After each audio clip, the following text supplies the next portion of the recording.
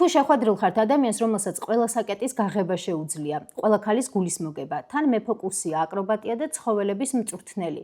ერთი სიტყვით ნამდვილი მაგია. თუ არ იცნობთ, გაიცანით იაშა მაზური ისააკ ბაშევის ზინგერის რომანში ლუბლინელი მაგი. წიგნი მე-19 საუკუნის ბოლოს პოლონეთში, უფრო კონკრეტულად ლუბლინსა და ვარშავაში გვამოგზაურებს. რომანის ცენტრალური ფიგურა ნიჭიერი ილუზიონისტი იაშა არის, რომელსაც ყველა იცნობს. მის შესახებ გაზეთებში წერენ, მის წარმოდგენებს უამრავი ადამიანი ესწრება.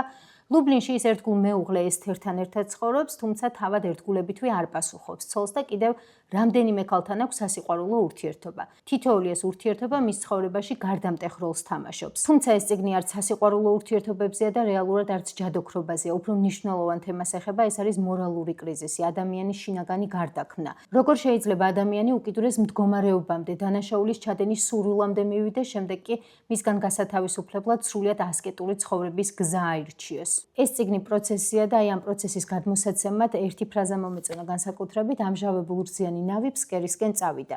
ამას მთავარი მოქმედი პირი იაშა სრულიად უადგილოდ ერთ-ერთი დიალოგის დროს იძახის და ძალიან კარგად გამოხატავს ადამიანური სახის დაკარგვის და მართლა ფსკერზე ჩასვლის მომენტს. იაშას წარმომავლობაზეც რომ ვთქვათ, ის არის პოლონეთში ებრაელთა თემში გაზრდილი და ეს წიგნი ასევე დეტალურად მოგვითხრობს ებრაელთა ცხოვრების შესახებ მე-19 საუკუნის ბოლოს პოლონეთში. აქვე უნდა ვთქვათ მწერლის შესახებაც, ზინგერი არის პოლონურ-ებრაული წარმოშობის ამერიკელი მწერალი, რომელსაც 1978 წელს ნობელის პრემია მიენიჭა. ნობელის კომიტეტმა ხაზგასმით აღნიშნა, რომ ზინგერმა შეძლო ერთი კონკრეტული კულტურისა და ენის გარდაქმნა უნივერსალურ ლიტერატურად, რომელიც ყველას ესმის.